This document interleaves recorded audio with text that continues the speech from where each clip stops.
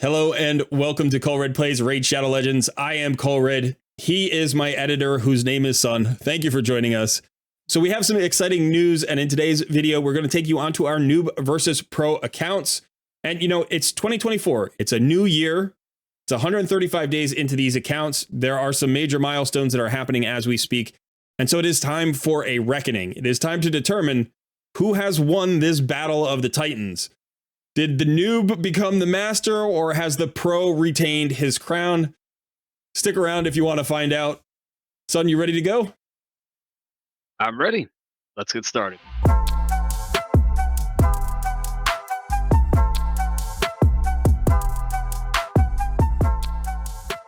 All right, so we're going to open with a very exciting moment. This is always a huge moment for a new account.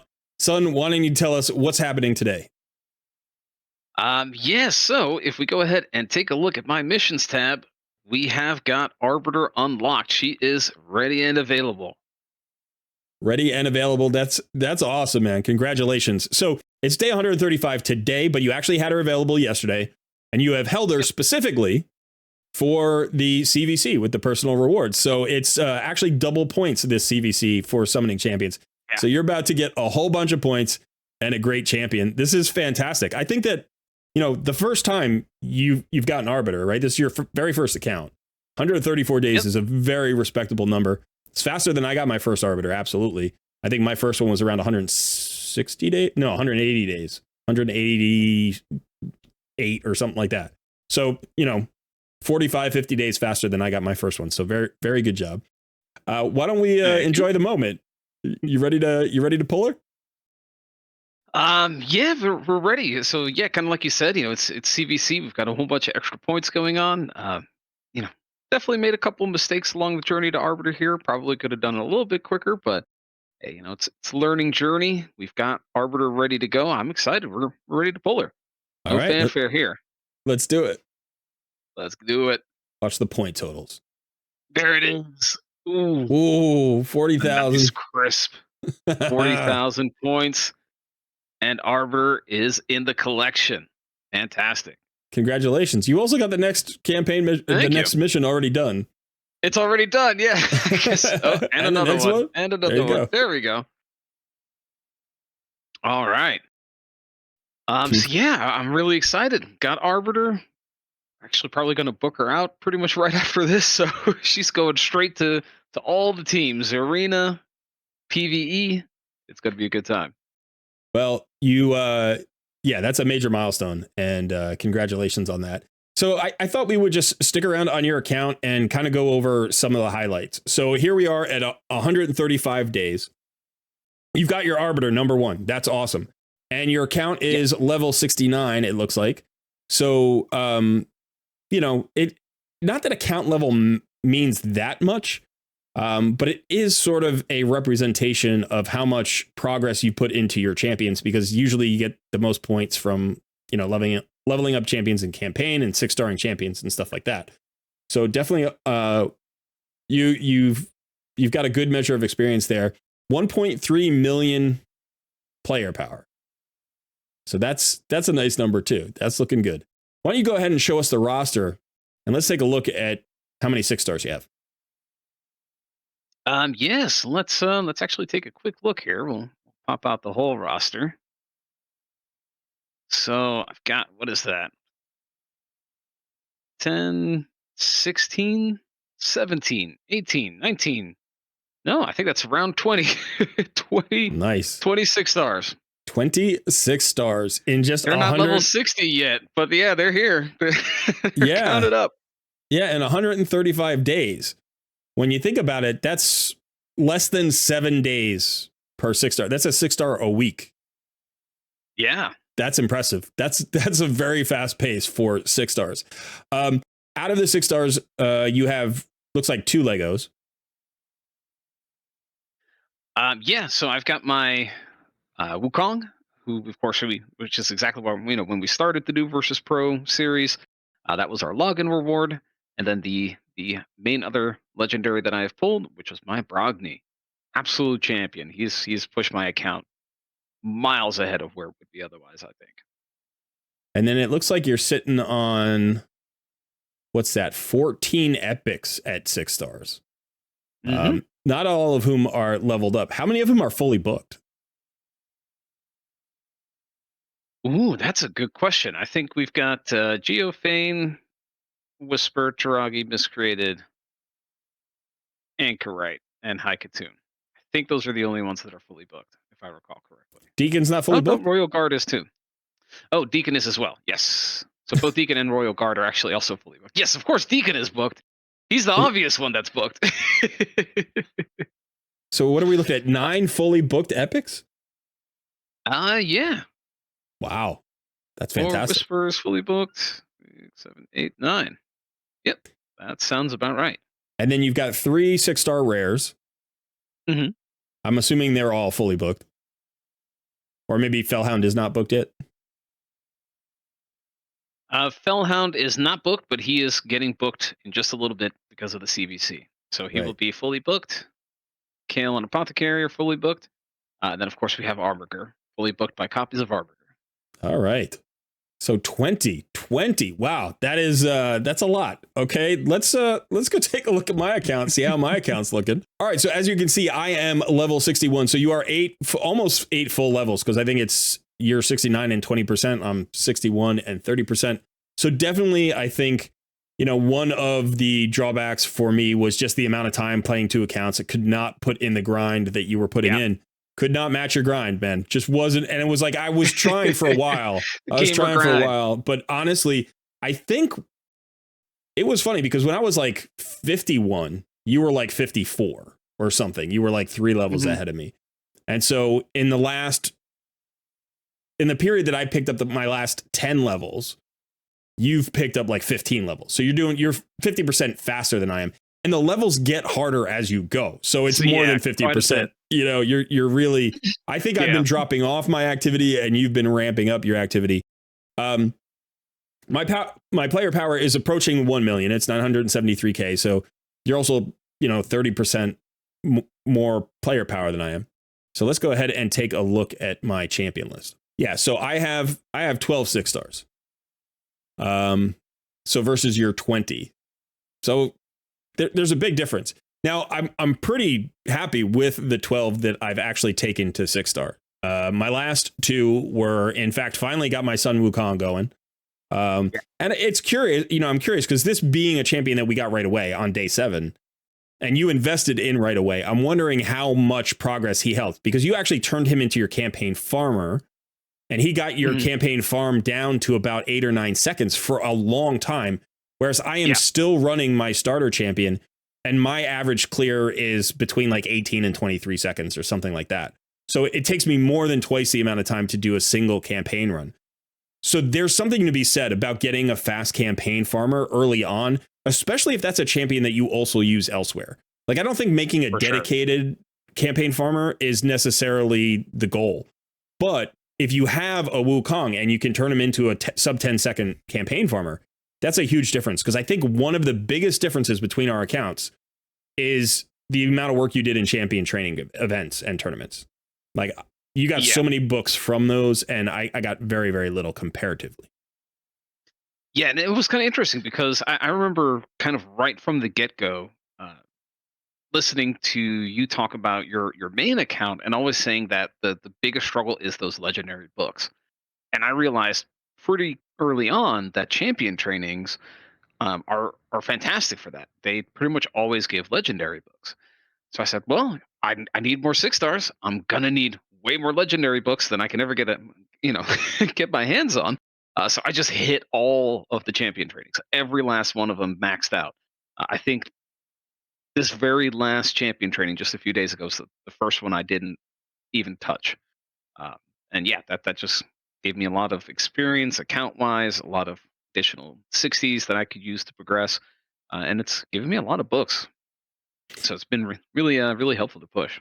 Yeah, I think that's what we're seeing. For these 3 things that we've been talking about so far: account level, player power, and then the number of 60s. All of those come from champion training, right? Because the more 60s you have, the more player power you have, right? And you get 60s from campaigning, and that gives you XP towards your account level. So clearly, the focus on the champion training pushed at least those areas of your account. Yeah, for sure.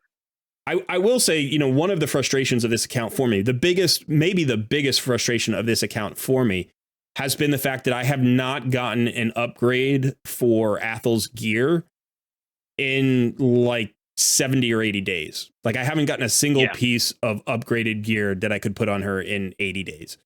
And so, you know, I felt like I should have been able to speed up my farming. I should have been able to do better in arena with just a little bit. Like if I could have found a speed set that was decent for her, or if I could have gotten her into some 5-star pieces, but that never happened.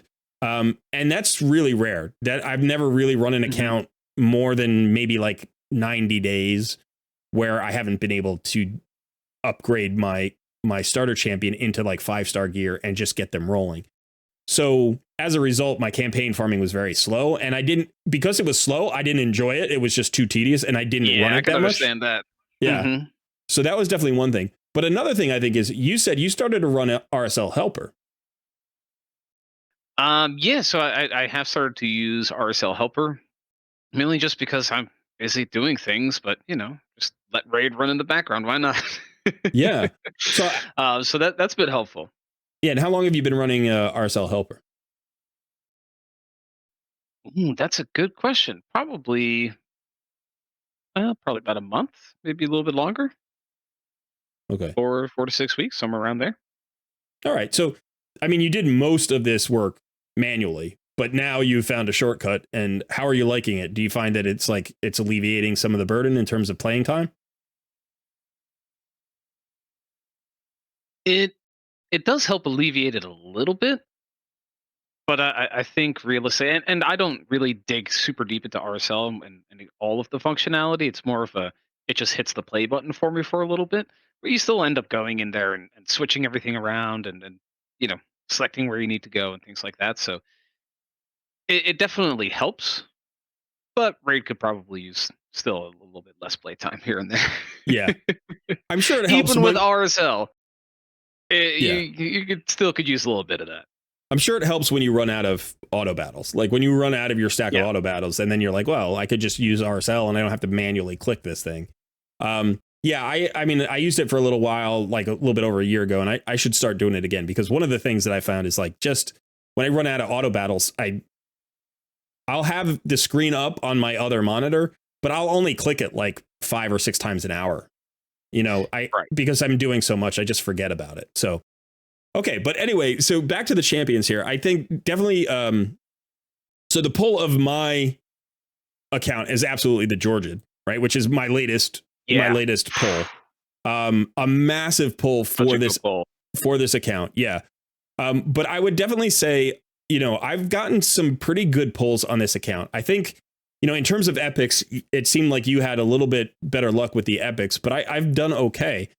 So I would definitely say if I'm looking at sort of the pulls, not the free champions. So forget Deacon, who was free, and Athel, who was free, and Sun Wukong, who was free.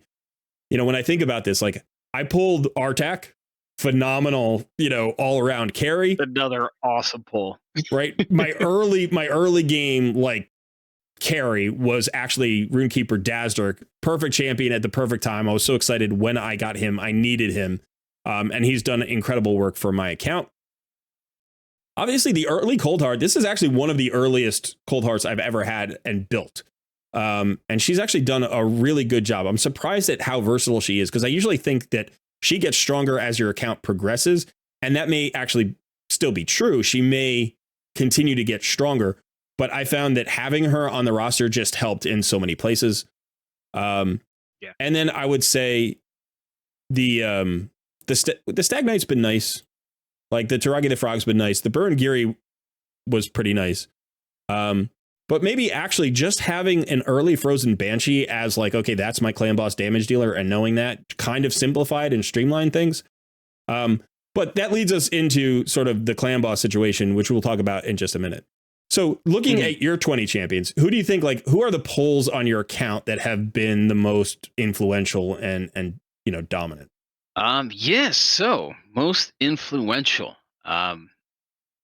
I mean, of course, I've definitely got to start off with starting with Deacon was huge.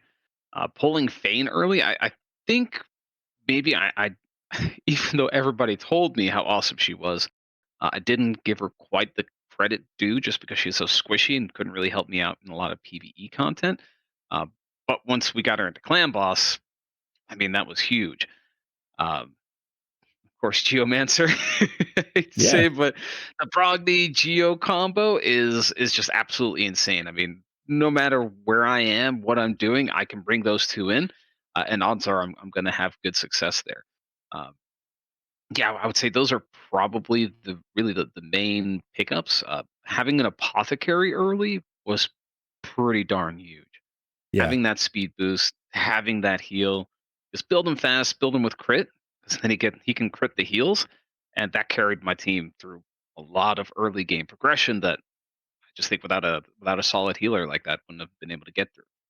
Um, yeah, I mean, I would say out of everybody, those would be the biggest pulls Anybody that from the you start. built, anybody that you built that feels disappointing? Because I look at the 20 that you built, and I would say, you know, 16 or 17 of them should be usable just on every count in almost every situation. There are a few that are kind of niche, Hmm. or a few that kind of double up a little bit. But for the most part, they're all usable for a reason. Like none of them are bad 60s. But I'm just Yeah. curious as to, which 60s you feel like, oh, maybe you overshot, or maybe you thought they were going to be valuable and then they turned out not to be so valuable. Are there any champions like that? So I think for me, I've kind of because I have kind of covered a lot of area with the 60s that I've built. Um, the only ones that I would kind of put under that category are going to be where I've 60'd a champion just for more niche content. So Burn Gary, for example, I only 6-star Burn Gary so that I could beat Bommel in Yeah. the last Dune Tower rotation and get a Void Shard for the next 2x Void Shard event. So it was, the hope of a dream of a great void pull that got me a 6-star Burn Gary. Now he's going to be a great solution for that going forward, and he's still going to have value there. But otherwise, I don't use him anywhere. So Yeah. I would say that might be the one kind of champ that I would put under that category.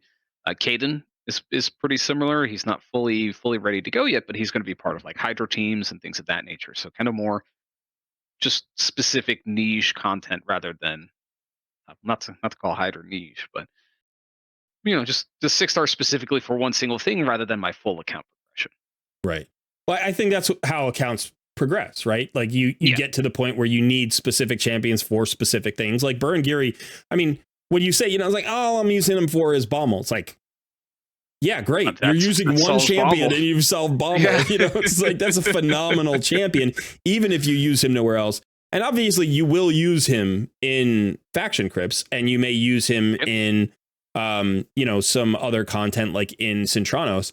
I actually found a solution. I found a use for my Burn Geary, which is he solved Scarab Boss for me in Centranos. He solos Interesting. Hmm. the Scarab Boss in Centranos for me.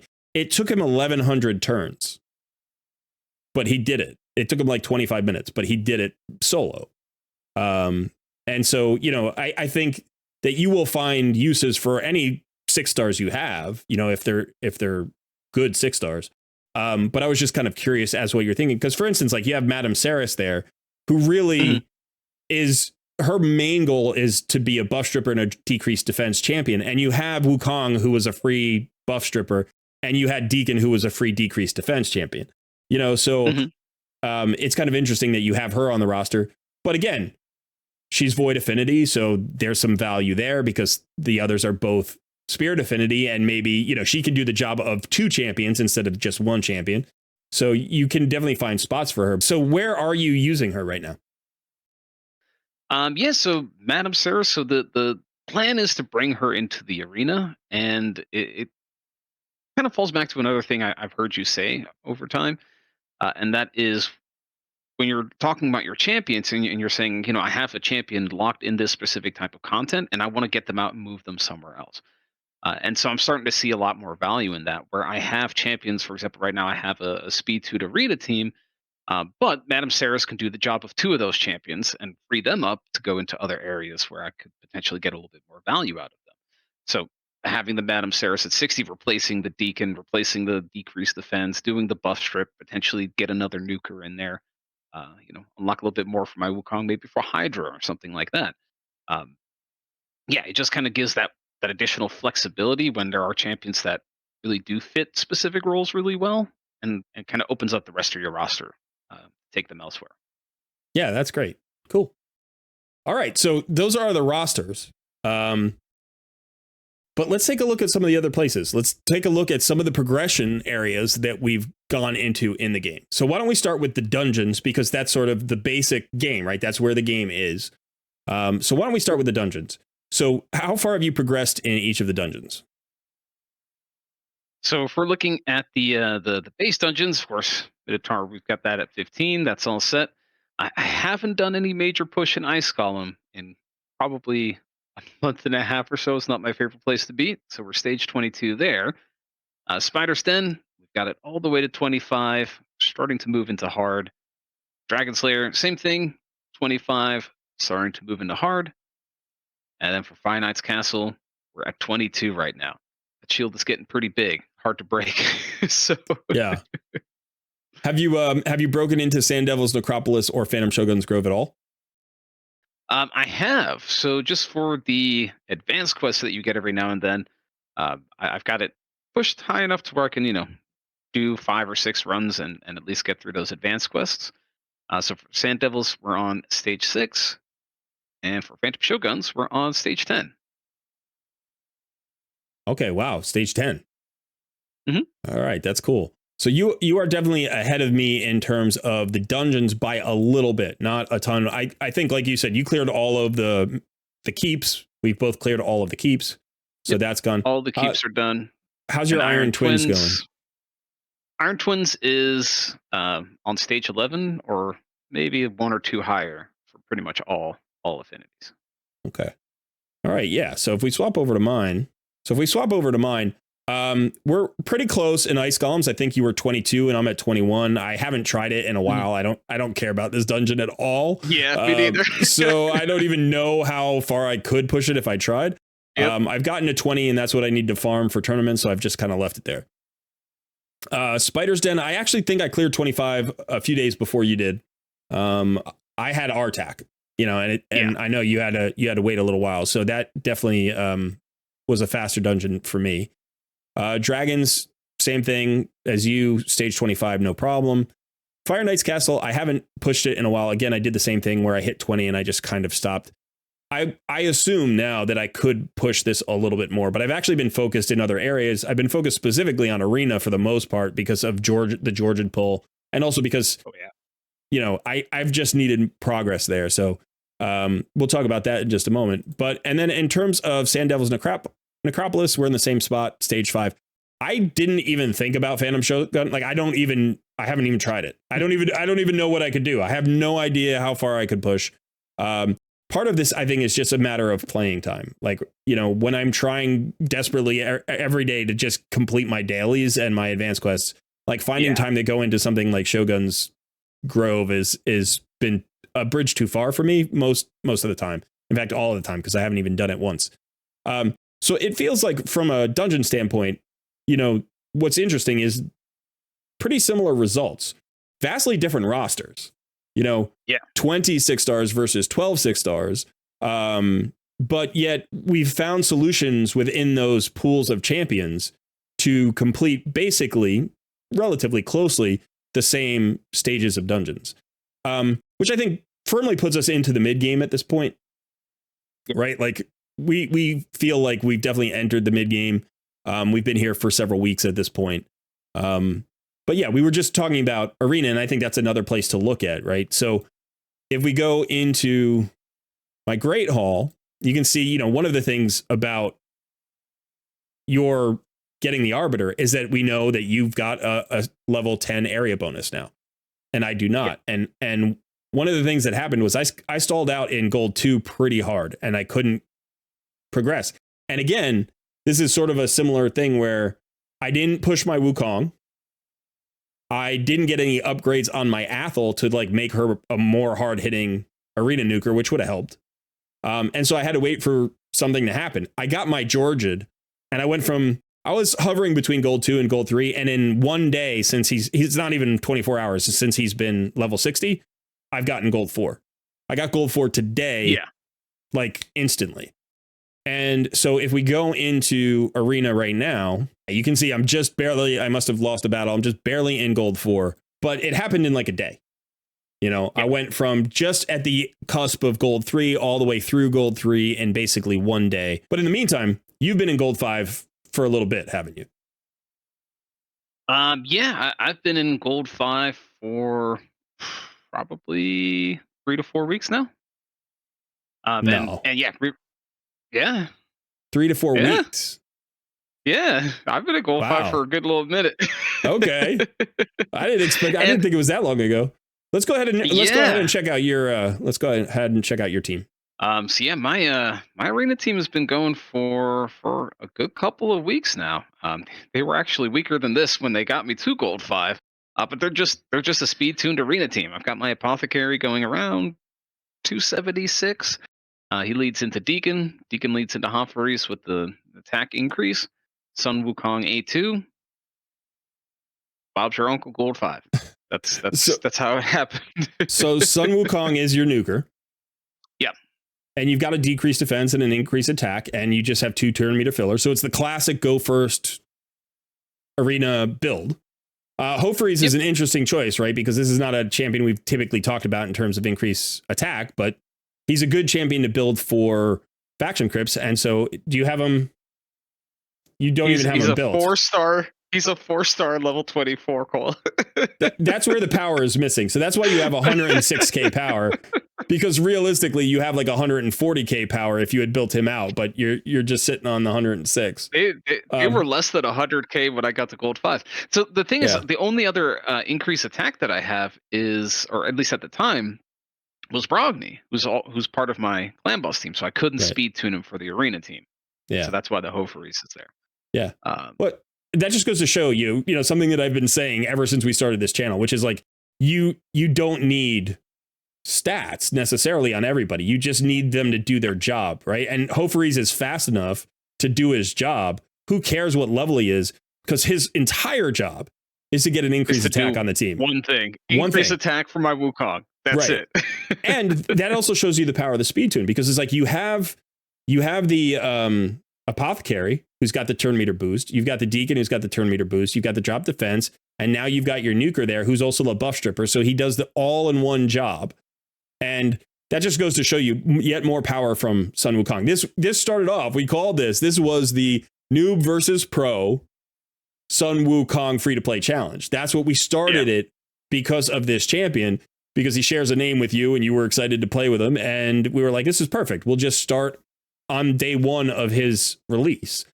And you've invested more heavily in him than I have. And it has paid off everywhere, you know, to the point where now that people ask me what starter code should I use the Deacon code or should I use the Wukong? I think we both have to admit you need to take the Wukong. If is the code still active, by the way? I think it's still active, right? But if you are starting a new account today, you take the Wukong, right? Because he's just so strong. And the chances are you'll pull your Deacon from a shard at some point, but you may never pull a Wukong, and you want one if you can get one. Yeah, for sure.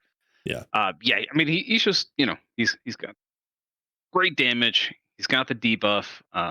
You know, his passive revive skill just allows for so much cheese and fun. I mean, he's all around been great for my account. For both accounts. You should have built them earlier, man. I told you, the power of the Wukong, power of the monkey. I mean, to a certain extent, I gave myself a challenge with this account in that I picked Athel as my starter champion instead of Kale, because you started with Kale, and I decided not to build Wukong. And I did those two things deliberately, you know, to kind of give myself a little bit of a challenge early on. And then once I got stuck in there where I was like, okay, I'm just running Wukong at 50 and he's my buff stripper, I was just like, yeah, he's doing great. I don't need him at 60. And I have since 6-starred him. And honestly, I think even without the Georgiad, the 6-star Wukong probably would have gotten my team to gold 5. It it wasn't happening as fast. And you know, so now that I've got the Georgia and the Wukong both at 6 stars, it like arena's getting easy, and it's gotten easy fast. Like it went from being really challenging to being fun again. So so that's been pretty cool. But I do think part of that is just the 6-star Wukong, because he hits harder. Yeah, I could put an accuracy banner on him, get him faster. Like you could do all sorts of things with him at 6-star. He's still not booked. But he's still great. All right, so there's another area we need to talk about. Oh, well, I guess before we leave Arena, let's go ahead and take a look at 3v3 Arena. So how are you doing in 3v3 Arena? So 3v3, I'm doing all right. I'm kind of hovering in the bronze 3 area. It really feels like in order to get out of, to even get remotely out of bronze, it's going to take a lot. Yeah. It's going to take a significant amount of effort to get there. So something that definitely will happen at some point. But right now, I'm kind of just, highest level I can get to. Happy farming my gold bars and my champion fragments for Drexstar. And yeah, kind of just doing the one-man defense strat. Yeah, I am also in, well, I'm actually in bronze 2. I would have been in bronze 3 this week, but I just, I didn't have the time to push at the last minute. I was sort of where you are right now. I was at like 1,000 points, and I just had to get on my main and also do it on my main, and I couldn't do both because I was just out of time. I think the holidays kind of also hurt me a little bit there. But basically been hovering the same. How many fragments do you have for your Drexstar? I think I'm still 30 some odd away. Let's see here. Yeah, 31 away. Okay, so you've also been focused on that a little bit more than I have. I am 41 away. Okay, so you're 10 days closer there as well. All right, so I think it's becoming very clear who's winning this, by the way.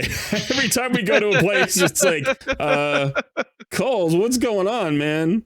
All right, so let's go ahead and jump into Doom Tower. Yeah. So you did clear the last rotation. You got through the final Dark Fae, or did you just get through the Bommel? No, so on the last rotation, it was literally the last night of that Doom Tower. I 6-starred to Burngiri to get through the Bommel. Okay. So I originally just wasn't going to do it, and then I was convinced. So you got to floor 90 last rotation.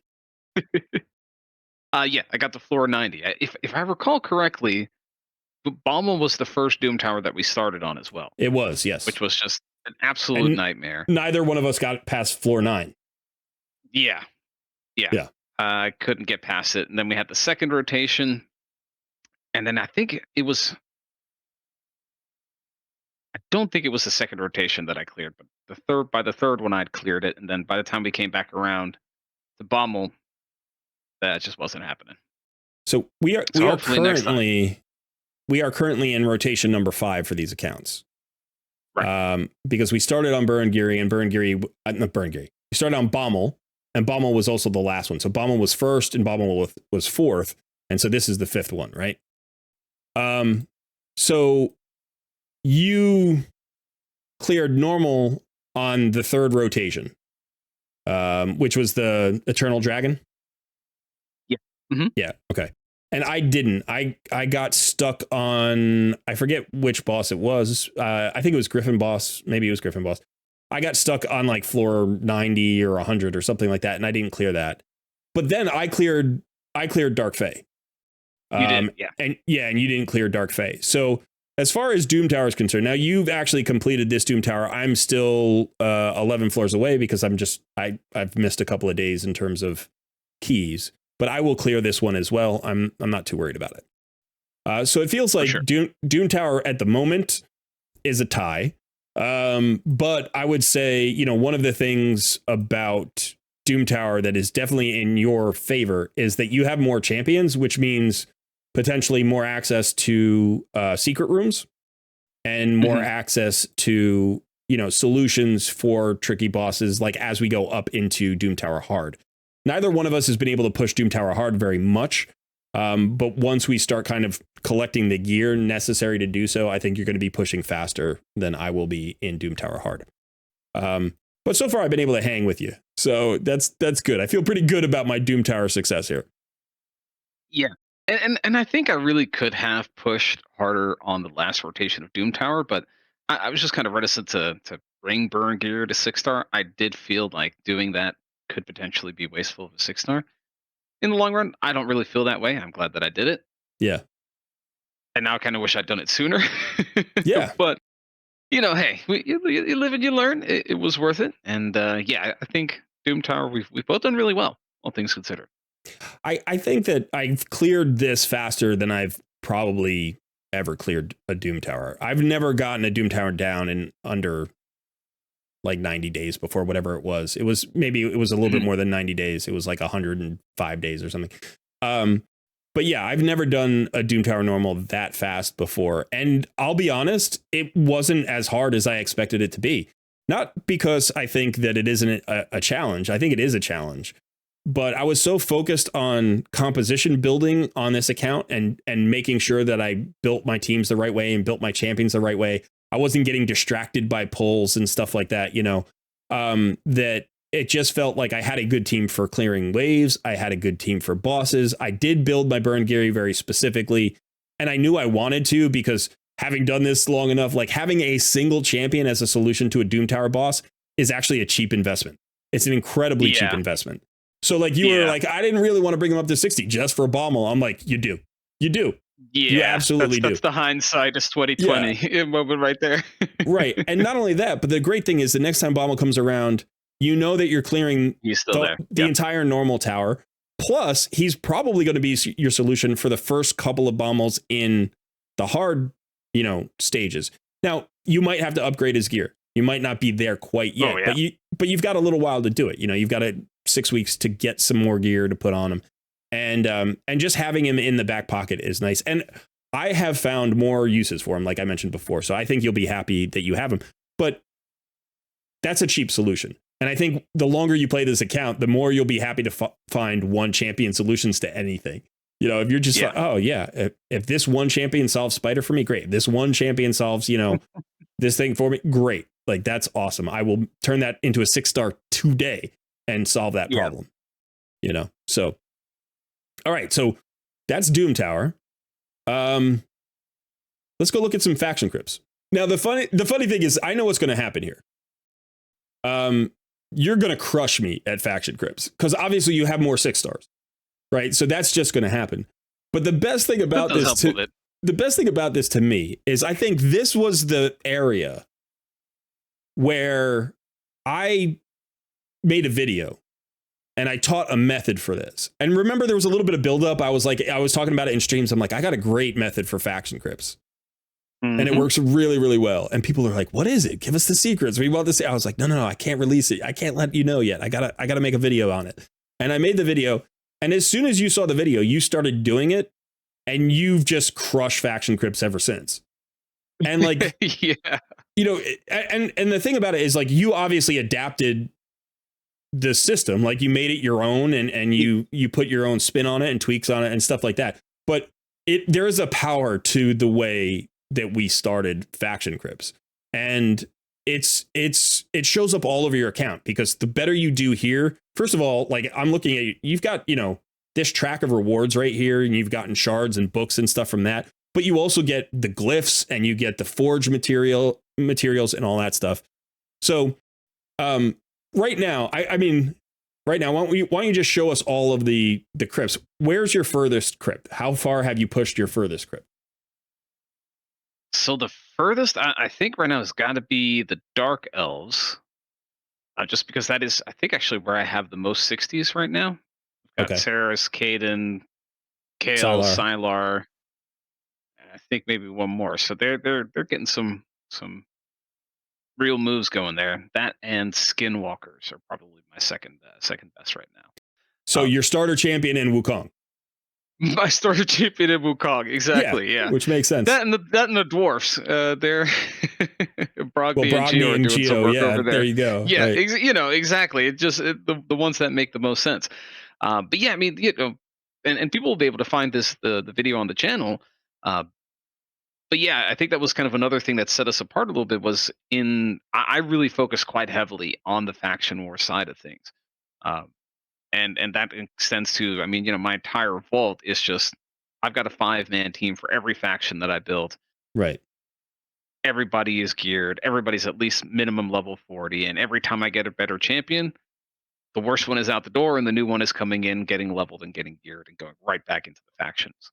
Uh, so that really has allowed me to do a lot of progress there, and get a lot of like you said, materials for the forge, Right. glyphs, which are actually huge. I didn't realize how big that was, but they do make a significant difference. There's Yeah, another thing here. and once you started getting into speed tuning your clan boss, then obviously the glyphs became really important, right? Because like Really big. just having all those even 1-star speed glyphs where you could move people around, speed them up just a little bit and have a guarantee of where they were going to land, that's important. But yeah, this is just another offshoot of that like campaign grind mentality. Like the more that you leveled up in campaign, the more champions you were able to get to 4 stars, 5 stars, 6 stars, the more benefit that was in faction crypts. And I remember you really taking this on. And for a while I was doing it too, but this was a place where I kind of fell off a little bit. I still feel like I've made decent progress, and I farm faction crypts every day. So in terms of forge materials and stuff, I've done pretty well. So we'll jump over to my account and I'll show you where I am. Okay, so here you can see, I've got 389 stars. So I'm about 100 stars behind you, which is a lot. That's a fair number of stars, but it's not necessarily the levels. Do you know what I mean? Like I haven't 3-starred everything. So, if you come into high elves, this is all 3-starred actually. So this is pretty good, so this isn't that far. So this is up to 9, but some of these, I think Bannerlords is also pretty good. But yeah, so you can see I've gotten much further here. I've gotten to 12, but I haven't been able to 3-star everything. And so most of my faction crypts are actually like this. I'm approaching 13, stage 13, or at stage 13 in almost every faction, with a few exceptions. Ogren, I'm on like stage 3. So I don't know why. I've never pulled an Ogren, and so that's just a thing. But for everybody else, I've pushed fairly far. And so I am farming decent materials. I just don't have as many stars as you do. And so I don't feel like I'm too far behind, but you can see my 4 stars in Ogren right there, which is pretty rough. But yeah, I do think that this is an underrated and underappreciated area where you can really acquire power for your account, especially like in the aggregate. Like it happens over time. It's like a snowball rolling downhill. And I think I've used that analogy before when it comes to faction crypts. Mm-hmm.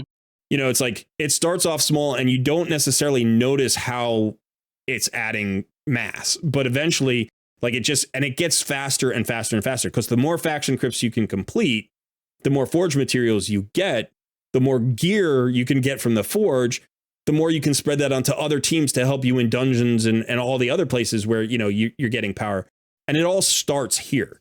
So, that's just always been my feeling. And it seems like your experience has proven that theory correct. Absolutely. Oh, yeah, 100%. Yeah.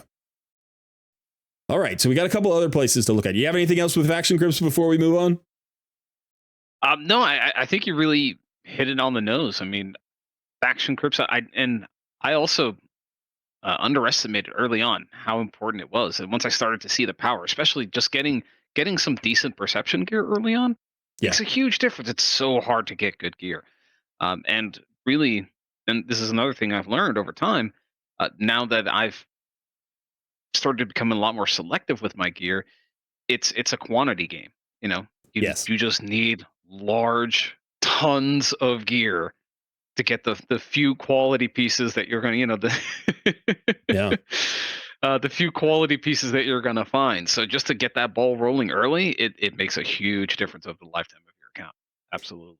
And I would say, between perception and resilience gear, perception being far more important, but between those two sets, you can gear like 80% of the champions you'll ever get.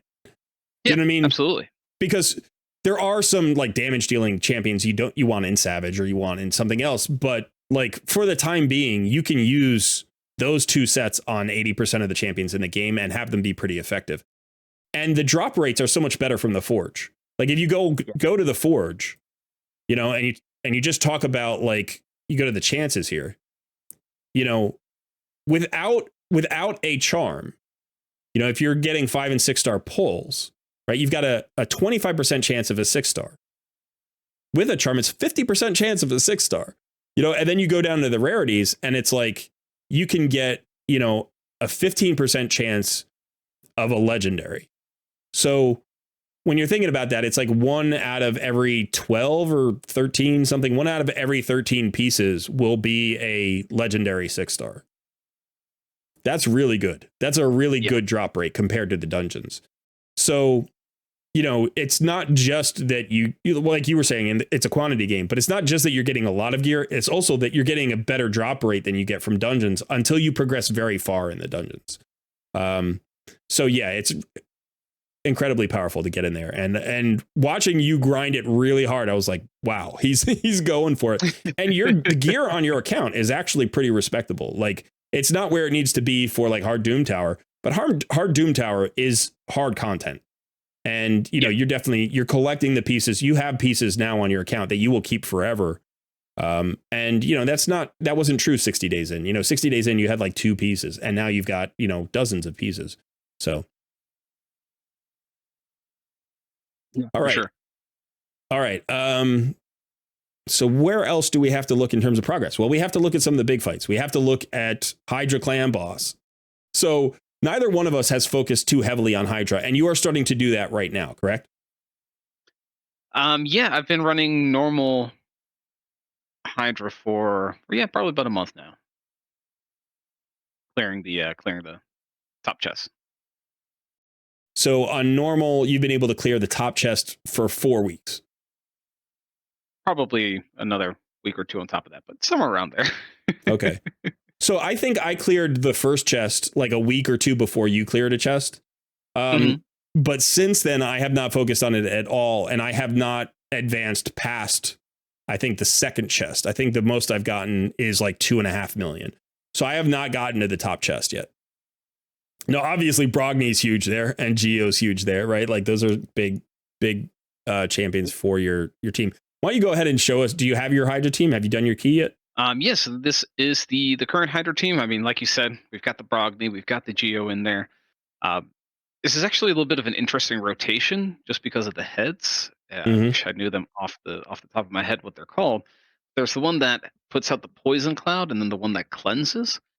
And I'm actually using Royal Guard, not because he does a lot of damage. In fact, my Royal Guard is built terribly. But my Royal Guard has a chance to slow down speed, and if I can slow down Poison Cloud Head, no, if I can slow down the Cleanse Head, I can then trick the AI on the Hydra boss so I can get rid of the Poison Cloud, and then I can actually do the fight. Gotcha. So Hydra is it's fun. There's a lot that goes into it, and I still don't know the fight nearly as well as I'd like to. Yeah. But it's definitely getting there, and 10 million on the key. At least I'm clearing That's not it. bad at all. That's kind of the goal right now. Yeah. That's fantastic. Yeah, that's really, really good. And I do think once you get, your Royal Guard into even better gear, he does hit hard for Hydra. He's actually, the nice thing about your team, especially for normal Hydra, it'll be trickier as you go up, but you're actually legitimately running 4 damage dealers, which means you can free a damage dealer from a head relatively easily. And in fact, you have one of every affinity. You literally have a force affinity, spirit affinity, magic affinity, and void affinity damage dealer. And so, you're going to be able to do good damage against every head that you can hit. Obviously, the mischief head can cause some issues, but you do have at least 2 pretty good AoE damage dealers. And in fact, Brogny is no slouch either. Yeah, for sure. Yeah. So, okay. So you're definitely ahead in Hydra. Why don't we go take a look at Clan Boss? This is where I think things started to go when you really started making progress here, things started to go awry for me, and my chances of catching you started to diminish drastically. So what's your current result here on Clan Boss? So now I kind of wish I hadn't thrown my last key away, because the numbers could have looked even a little bit better. But I'm currently on a 3-key Ultra Nightmare. So for You need to push that Void up a little bit Affinity, so people can see the numbers. There you go. there you go. Oh, right, it's hiding behind me. There we go. Yeah. For Void Affinity, I usually run just around 30 million or so per key. But then on affinities, I usually do around 35 potentially closer to 40. So I can actually 2-key those now. Nice. So you're closing in on a 2-key Ultra Nightmare. Now, you started speed tuning very early on. We talked about the basics of speed tunes. We got into the Clan Boss calculator. We did that whole Clan Boss week where we did like 4 different videos on the Clan Boss. And it seemed like once those videos were done, you were like, I've got a speed tune. And you went through several iterations before landing on one that I think was originally you were going for like a 3-key Nightmare, I think. And then eventually you got the 2-key, then the 1-key. You started the Ultra Nightmare, and you went from like not doing Ultra Nightmare to getting the top chest in Ultra Nightmare in like a week. Yeah, probably. So it was really quickly. Like once you kind of had your speed tune and you knew what your champions needed to do, you kept messing with it and you got it to the right point and you took off. And and I actually had a really weird experience with my Clan Boss, which I'll go and show my Clan Boss team right now. So this is my Nightmare team right now. And you can see I am just shy of a 2-key. Now, I hit my 2-key Nightmare team before you did. Like I got my first 2-key before you did. And then over the next 6 weeks, I couldn't, like, I did it for like a week. I got 2 keys every day. I got it on all affinities. I didn't touch I didn't do anything to the team. The team was programmed in. Now I put better gear on them. I upgraded the champions and somehow broke the team. Like they weren't speed tuned, but their speed, like distribution got worse for Clan Boss. You know, I think my Deacon got like 20 speed faster, and my my Runekeeper Dazdirk got like 12 speed faster. And those 2 speed increases actually reduced my damage by a significant amount, to the point where like now sometimes I have to 4-key Nightmare. Yeah, it's really weird. It's been 6 weeks. I went from a 2-key Nightmare to a 4-key Nightmare by making my champions better. And it's a strange experience. I've never had that happen before. But so I was ahead of you in Clan Boss for a moment, and then it just hasn't happened. Now, part of the trickiness here is that I don't really have a speed tune for this because I have turn meter fillers, and I don't. So like I can't find a tune that really works with them, especially since, like you said before, you know, 2 of these champions, actually 3 of these champions, are in my arena team. Yeah. So I need them fast. I can't slow them down, or I can't use them at specific speeds in Clan Boss. So really, I'm waiting on a team that would be 5 champions dedicated to the Clan Boss, and I currently don't have that. So you're crushing, and it's great to see. Honestly, it's really great to see. I know that your clanmates are really proud of you and just happy to have you hitting Ultra Nightmare. And my clanmates are like, dude, what's going on? Come on. Like you're your 2-key in Nightmare 6 weeks ago. Where are you now? 4-key. You know, yeah. I went into Ultra Nightmare just to check it out, and I'm like a 6-key right now. So it's ugly. It's ugly. But that just goes to show that sometimes like you can improve champions in some ways and weaken them in other areas, you know. And I knew that was a possibility, but I've never seen so drastic an example of it. You know, like these champions literally got better. They got better everywhere else. They've pushed my dungeons further. They've pushed my Doom Tower further. They've improved my arena team. I've made progress everywhere with the improvements I've made to these champions, except in Clan Boss, I've gone backwards. It's just a very stark example of that phenomenon. So, nothing to say. I was just thinking in my head, I'm like, I remember when you told me, you're like, man, I don't know what's going on. All of a sudden, you know how I had that 2-key Nightmare, and I'm like, oh yeah, for sure. Like, it's not happening anymore. I'm like, I don't know. What do you do about that? I mean, you just gotta rebuild the Clan Boss team. But I felt for you, because I've definitely experienced that now, where I'm making what are improvements to my team, to my champions, and it just doesn't end in positive results in certain areas. Right. It just happens. Yeah. Yeah, and I think, you know, the previous example that I usually use to describe the phenomenon was when you're in wave content. Let's say you're in wave content and it takes your team 3 turns to clear the first wave of a dungeon, but everybody's got 3 turn cooldowns. So then they repeat the process on the second wave and it works. And then they get to the boss and they take the boss down. But now you make them stronger. And so they kill the first wave in only like 2 goes. So they get to the second wave and they don't have their cooldowns available because they've actually outpaced their cooldowns. And as a result, the second wave kills your team because you don't have the same opening anymore. And not having the same opening actually makes you weaker. So your champions are hitting harder, they're going faster, and they're destroying the first wave more easily. And as a result, they've gotten worse on the dungeon. And so that's the previous example that I typically would cite. And that happens. And it's really easy to see when all of a sudden champions, let's say, get faster. And now their like skill cycle gets broken up, you know? And I think that's why Clan Boss is susceptible to that phenomenon. It's just that, you know, the skills became desynced.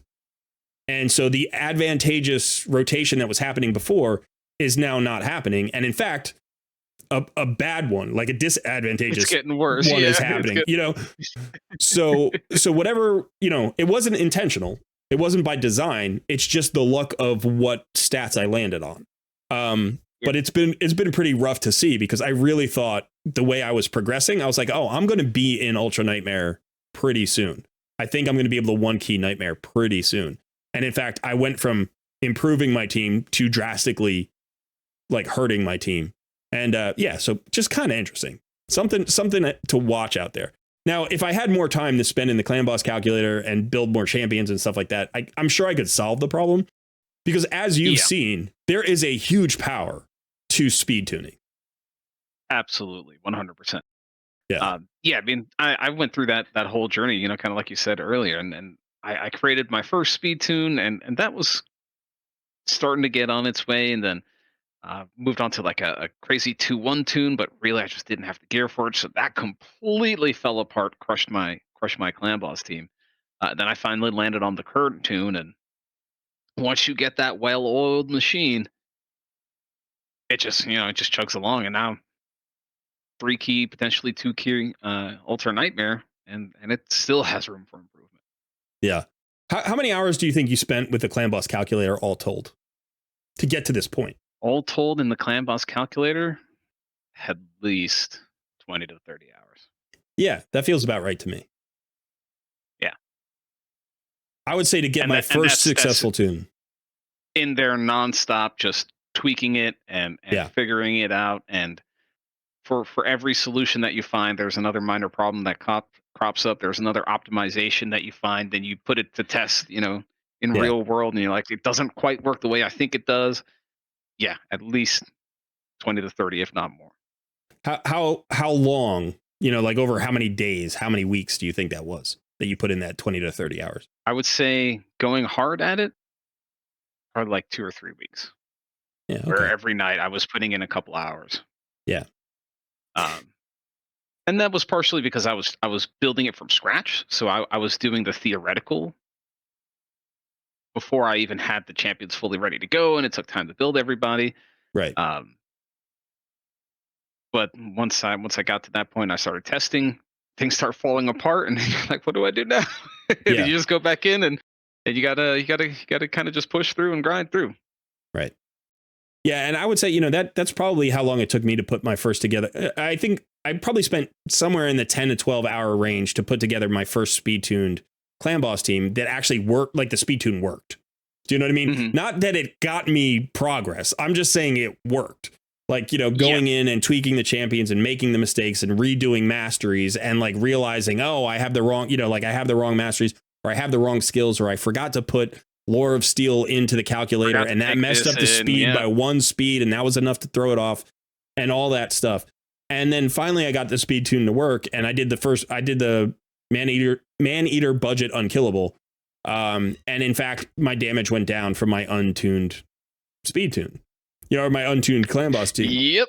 You know, I know, and it's that like feeling all too well. That happens too. Sometimes your champions that you're putting together just in throwing in there are actually strong enough that they do better. So even a speed tune might be worse. But when you get the right champions and the right speed tune, as you've discovered, that's where the power really is. That's where you start to do the damage in Ultra Nightmare Clan Boss and Nightmare Clan Boss that you just wouldn't realistically do for months without a speed tune. Like the gear you would need to have on a random collection of champions to match this performance would be god tier gear.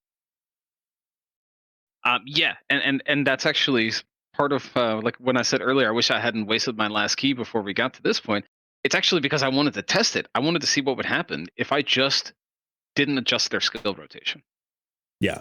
Just like not messing around with the skills at all and putting them right where I need them to be. And that dropped my damage by easily 50%. Yeah. If not more. Yeah. So having the speed tune, having everything set correctly as far as like the tune of the abilities and how they're functioning, it's a huge difference. I don't think if it wasn't for speed tune, it wouldn't be anywhere near here. Yeah, and that's why I think about the calculator. Like without that calculator in the community somewhere, like we would all suffer so much more on Clan Boss. You know, like it is a hard tool to learn how to use. There is a learning curve to it.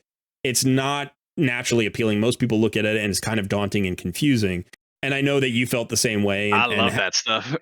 Yeah, but you are naturally puzzles.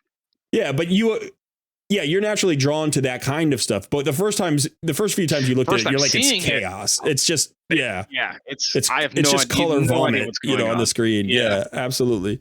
So, okay. I would recommend, to any player who's in this situation where they feel like they have good champions and they need to get a better result on Clan Boss, go check out our videos from Clan Boss Week, because I thought that series of videos really broke it down and did really well. The videos didn't do as well as I had hoped they would, but I think the information in them is actually really excellent. It definitely is. And also even just the basics, the 1-to-1 speed tune really goes into the calculator. But I think what was really the biggest takeaway for me on that video was just showing where everything is. Because just understanding what you're looking at, what you're reading, and how to manipulate it. Yeah. That's huge. Once you get that basic fundamental down, then you can actually play around with it. So some great options. Check them out. All right. So I think we've covered everything. We covered Arena. I think so. Just about. We covered all the PvE content, I think. I guess Centranos is something that we could look at, but that's so new. It doesn't really matter. Wasn't really part of the challenge. Yeah. So let's be clear here. So you have more 6 stars. You have a higher account level. You're higher in Arena. You've got a better Clan Boss team. You've got more faction crypts cleared. I matched you in Doom Tower. You're beating me in Hydra. So it's like a 6.5 to 1/2. That's basically it. I think the noob has proven himself the victor in this journey. I don't think it's close. It's a little embarrassing, to be honest. If I have any saving grace at all, it's that I feel like I've taught you well.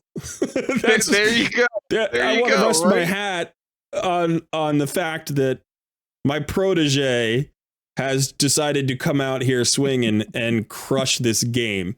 You are doing very well, man. You are doing for your first account. You're doing incredibly well, and in fact, you're doing better on this account faster than I've ever done on any account that I've ever run before. So yeah, you are absolutely killing it. And you have earned your nickname, Hot Hands. You've also earned your nickname, Sunshine. And you're, such a beloved part of the community, man. So I think this has been a really fun journey for both of us. What do you think's been the most fun? Like, if you just had to say, okay, victory, I'm sure tastes sweet, but victory is so sweet. Oh, pulling Geomancer. Oh boy, that's so good. So good. No. So there is a little bit of that. We didn't really talk about that, but there is a little bit of, the luck you have in pulling the champions that you have and the combos that you get. Pulling Geo with Brogni was really the crazy combo. Not one or the other, but both. Getting them both was really significant. I mean, I think you would have won anyway, just based on the strength of like how, energetically you were grinding. You were just focused on grinding so much. And the fact that you went for that early Wukong advancement. And honestly, maybe the most unsung hero, even though you mentioned her, the most unsung hero in terms of the pull that you got was that early feign. Getting an early feign made such a huge difference to your account. For sure. But so all of those things being said, there is some luck involved as well, but I don't think the luck was enough to account for the fact that you just kicked my butt. But I will say, I will ask you, what do you think has been the most fun part of the journey? Like just in general. I mean, really, if I were to have to pick one single thing in the entire Noob versus Pro journey, it has definitely been the community, and the people that have watched and joined in with us. Everybody that's watching on the YouTube, all the subscribers and everybody there, but everybody that's joining us in the Discord community. We have our Team Sun, our Team Cole. We have like a fun camaraderie and a little bit of rivalry there. Just being part of the community, I think for me has probably been the biggest standout. Raid, I think, can potentially be, maybe, I don't want to say it's a lonely game, but you're not really playing it with others like you would other games. Right. But having people to play with, and when you get a bad pull, commiserate, or when you get that, you get that that next success, you push past that level in Doom Tower you couldn't push past, and everybody's so excited because they know exactly how how much of a struggle it can be. I think that's really, if I were to pick one thing. Yeah. No, I think that's all about for me. That's been a huge revelation for me as well. And it's something that I had intended from the start and we had talked about early on, because we've been part of good gaming communities in other places. And I believed in the potential for Raid to provide that same community simply because, the comments that we see in the videos are so positive. The people that we run across, I mean, people are very patient with each other. They share, joys with each other really easily. And so, I had hoped that this is what things would look like. But in fact, it's been, especially in the last, I would say maybe 2 months. In the last 2 months, it's really picked up to the point where the community is just a fantastic aspect of this experience. And I'm enjoying Raid in a way I never did before. Right. By being part of that community. And, I'm 2.5 years into the game. And I would say the last 2 or 3 months has been my most fun time in the game for the same reason. So I agree with you there. But despite that being a joy, because you used it as yours, I'll pick a different one. And I would say the most exciting, the most fun part of this for me has been seeing the game through the eyes of new players again.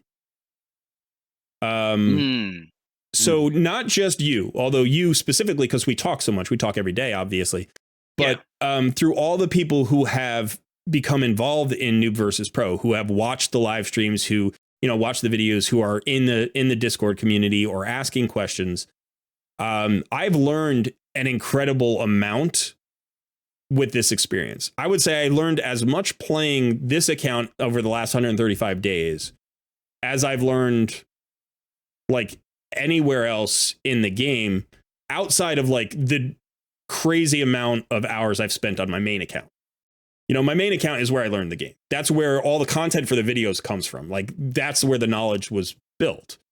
But I have added a huge amount of knowledge to my, library or whatever you want to call it, based on this experience. And large part of that is actually also part of the, what you're talking about with the community, is that we've had so many discussions. I never had anybody to talk about Raid with before. I would watch videos. I would comment in the videos sometimes. But like you and I talk about Raid all the time. And one of the reasons why I wanted to do this with you, do the channel with you, is because we've done that in other games and it's always been fun. We love to theory craft together. We love to experiment. So not only have I had you to talk to, but we've had this community to talk to. And so, I've had people say, yeah, like you're almost right, but you're not quite right. There's this thing that you don't understand. And I'm like, oh, and then I'm like, you're right. I didn't. That actually makes sense to me now. Or it's like, hey, there's this champion that you've never pulled before, but he's actually perfect for what you're talking about. And I'm like, oh, that's great. And now, maybe I'll build him if I pull him next time. So there's definitely been a lot of revelations for me, and that's been really fun because I feel like I'm now playing a game that I already enjoyed, but I'm playing it with friends more, which is fun. And I'm getting better at the game after 2.5 years of playing it, which isn't typically your experience, right? You don't typically get to 2.5 years and start getting better rapidly, you know? So that's probably been the best experience to me, other than just straight up making the videos. Like making the videos is always fun. Yeah. Yeah, absolutely. I mean, it's been an absolute joy getting to do this with you, man. It's, starting the YouTube channel and working together on it every day. It's an absolute pleasure. Yeah, it's been really it's fun. not going anywhere. This isn't the end. By the way, spoiler alert, it's not the end. We're crowning me the victor of the Noob versus Pro challenge, but yeah, these accounts aren't going anywhere anytime soon. Right. The challenge is coming to an end. Noob versus Pro is coming to an end. I don't think, and I said this to you probably a couple of times at this point, but like, I don't think it's fair to call you Noob anymore. Like it's just a weird title. Like you were called that because that was sort of just a title that we came up with for the series. But to think of you that way, like clearly you're not. Like you're a mid-game player. You're very knowledgeable about the game. You know the mechanics, and you've even taken on the challenge of like coaching other players. You've in the Discord community, you've even done takeovers on the live streams. So it's like, your knowledge base has progressed, and so I think it's time to move on to a new challenge. We'll do something else. At the same time, our clans are not going anywhere. Our Noob versus Pro clans are great communities. We're going to keep playing with them. The accounts are not going anywhere. This is your main account, so obviously you're going to continue playing it. I am going to back off of my account a little bit.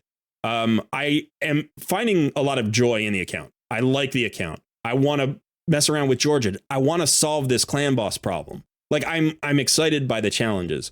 You've got to. Yeah. But the burden of playing 2 accounts every day, making videos, still having my job and trying to have a family life, it's a lot. And so being able to sometimes just on a day put this down and say, okay, I'm not even going to log in today on the Noob versus Pro. It's okay. You can sit there for a day or two. That's fun. That's good. That's like stress relieving. But at the same time, I also I've been setting myself up for the fusion, the next fusion. I want to accomplish a fusion on this account. And that's actually one of my big goals for the near future, is to show newer players who are just in the mid game, who are 4, 5, 6 months into the game, that you can in fact accomplish a fusion, even the elevated, more difficult kind of fusions that are currently going on. I think if this were a year ago, you would have already done your first fusion. But because of the inflation, the point inflation in all the different areas, it's gotten harder and harder to do a fusion. But I am set up. I believe I have a very good chance of being able to do the next fusion on my Noob versus Pro account. Now, if it's a really good fusion, I don't know what I'm going to do, because I'm going to want it on both accounts, and that's just going to be stressful. Right. But yeah, I want to do videos showing that you can in fact accomplish, because I've had people who say fusions are just out of reach for free to play players, or you have to play for 2 years before you can get fusions. And I believe I'm going to get one next month, which means before I get my Scylla of the Drakes, probably I will have a fusion done. So that is a goal I still have for the account. But yeah, it's gonna be nice to be able to put the account down every once in a while. Okay, so now we got to talk about the live stream, Noob versus Pro live stream, our Sunday live stream. So we are going to do one more episode, for sure, right? And what does that put us at? Is that going to be episode 25? I think that's going to be episode 25. Somewhere right around there. Let me see.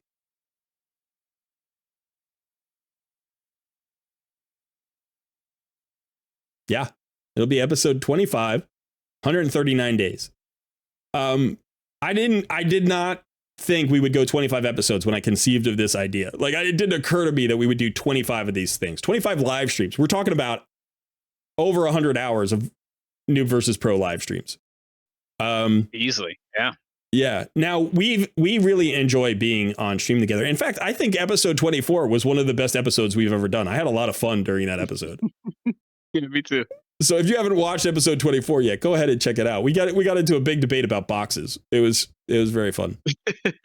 But so we want to continue streaming together on Sundays. We want to do that. And obviously your Noob versus Pro account will be the account that you're playing most of the time. There is a new challenge from HH. He did a free-to-play challenge last year where people could join in, and through the optimizer, he would keep track and score the accounts. And so he's doing it again this year. He's announced 2 different potential changes. One is no legendaries allowed, except for the free login champion. That's it. And then, or I guess all free login champions. And then the second one would be potentially you could do it in teams of up to 4 players. So there is the third change is it's going to be limited in time. So it's only going to be a few months. They're thinking 2 months. It might be 3 months. So I may take that on just to go back to the beginning and be able to like do new content for new players again. What are you thinking? Are you thinking that you would be willing to try that? Or is it just like, no, that's too much? Because realistically, you're not in a place where you need to be playing 2 accounts. Yeah. I mean, I think it'd be really fun. But at the same time, I want to be respectful of my time, and I don't think I could let this account go so easily. And not that I even would let it fully go, but even just to put it to the wayside, it feels like, yeah, it's my baby here. So I think right now I'm a little bit up in the air on it, but if it ends up working out, definitely be fun to be a part of. Well, you know what occurred to me is that Noob versus Pro has come to an end, and that was kind of a challenge, and it was kind of a rivalry, and we're going to miss that a little bit. We like that. I mean, we're very good friends. Yeah. We cooperate. We do really well together. But it's nice to have that. It was fun to have that little rivalry going. And, they're talking about doing teams, and teams of 4. So maybe I grab a team, maybe you grab a team, and maybe we see how our teams go head to head. Oh, okay. Might be a way to keep the rivalry going. You grab 3 of your team Suns. I'll grab 3 of my team Cole Reds. And we'll go head to head, and we'll see what we can do. We'll see what we can do. That is an interesting idea, my friend. Yeah, it just occurred to me. I just thought of it right now. But yeah, so we'll find some other way to engage in some banter and some competition, I'm sure. But for right now, this is it. So we'll have one more live stream. We'll kind of call it we'll come to a close. We'll close this chapter, probably end this stream. We'll continue to stream on Sundays. We may just do fun stuff, whatever. We might bring out the Noob versus Pro accounts on occasion. We might, do takeovers. We haven't decided. We're talking about Fun Day Sunday streams right now. That's all we're talking about, right? Fun Day Sundays.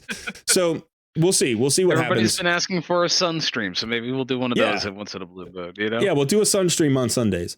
So there will be some variation. We'll play with it.